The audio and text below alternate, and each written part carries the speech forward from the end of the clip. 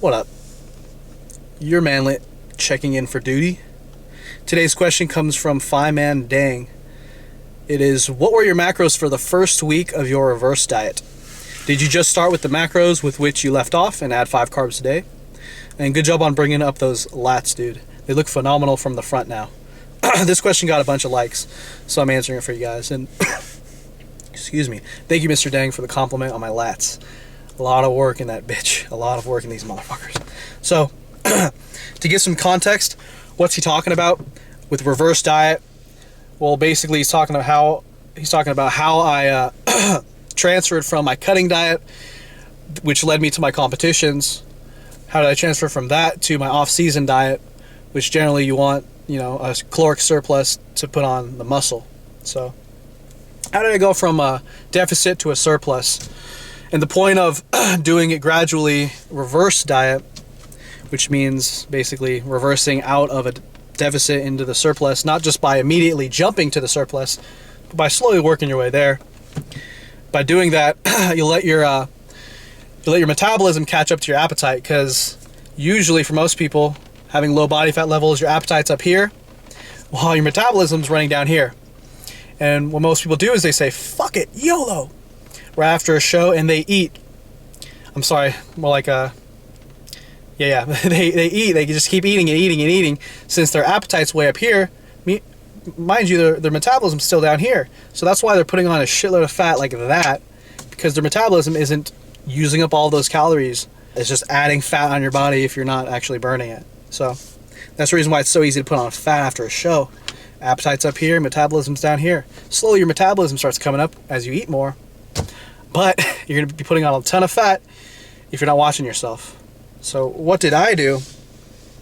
My orders from Eric Helms were to basically add 5 grams of carbs per day. Mind you, I was taking in 50 grams of fat. I was taking in 250 carbs, 225 protein, with 1 carb up day per week, where I dropped the fat about 10%, dropped the protein about 10%, and took my carbs to 500. That was what I was having the last 2 weeks before each competition, mind you. And after both shows, I added 5 grams of carbs per day. 5 grams of carbs per day. And that was basically the plan, right? That was the plan. It worked great for a few days. Say I'd be on my 275 gram carb day. I think around that time, I was already in SoCal. I took a trip to SoCal with my girlfriend to visit family and whatnot. And it was really tough to resist certain things like Cold Stone and this and that. Like, it was very, very hard to stay disciplined down there, especially knowing that I wasn't gonna have another show like 2 years from then. And so I had a few days where I probably consumed 1,000, maybe even 2,000 calories more than what I was supposed to for the day. Most likely in grams of, most of that surplus being in fat, in grams of fat, calories from fat. So a majority of my weight gain was in the first month from a few binge days where I let things get a little crazy. But obviously, if I could change things, I would have had more discipline.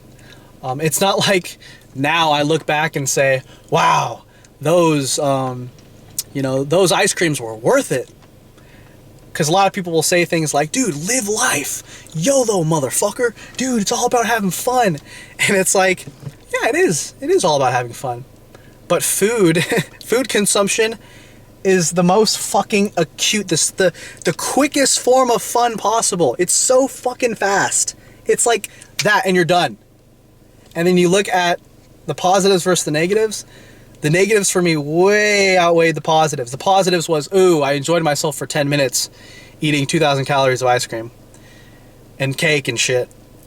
And the negatives, way up here. So that's my thing when it comes to discipline and food. I'm gonna turn this into like a little lesson here. The pain of instantaneous fat gain and what it does to you as a natural or a serious competitive bodybuilder, or someone who really is focused on their physique and having the best physique possible year round, it's not worth lacking discipline. It's not worth those 20 minutes of fun, sporadically spread out through your summer vacation. It wasn't worth it. If If I could have gone back, I would have been like, yeah, babe, it's cool. I don't need that ice cream. Or, no, you go ahead and have that Cold Stone. I won't have any. Because it was fun in the moment, but it ain't fun now. I mean, if I could probably be 5 or 10 pounds lighter just from being more disciplined in my first 1 and 2 months of my dieting. Fuck it. So, as you can see, this next time around, I'm going to definitely resist that temptation, and try to have more discipline. And Mr. Fireman Dang, hopefully I answered your question. Basically what I did was, the plan was to add 5 carbs per day, eventually remove my carb up day as soon as I hit around, I removed my carb up day after I hit 300 carbs. And then at that point, I started self-coaching myself because I was like, hey, I think I know what I'm doing. Really, it was just discipline flying out the window, and I started throwing carb ups back in. I started throwing 2 in a week and shit. And basically, I just really didn't stick to the game plan that Eric Helms gave me. I stuck to it maybe 50% of the time, but that doesn't mean much. It really doesn't mean much. So, positives. I already went through this shit. So basically, in the future, this next time I reverse diet, I should go home now. The next time I reverse diet, I'll probably hit my macros to the T. Make sure I actually every day hit my macros and not sporadically think that I should be self-coaching myself and that I deserve food and whatnot. Basically, just have more discipline in the future. Anyways, hopefully that answered your question, bro. And hopefully you guys took something from this. It wasn't worth it. But that's how I reverse dieted. Basically, I was supposed to add 5 grams carbs per day, eventually take out my carb up day, and yeah, had I done that perfectly, like I said, I'd probably be 5-10 pounds lighter right now. And had I hit my macros every single day of the off season, fuck, I'd probably be I'd be a lot lighter than what I am now. I'd be 25 to 30 pounds lighter. It's crazy. Yeah, probably like 20 to 25 pounds lighter. So, that's that. Hey, life happens, right? Can't beat yourself up. All you can do is look to the future and do a better job next time. So anyways, that's it. Thanks, guys. Hey, quit being a little bitch! Ogus cake!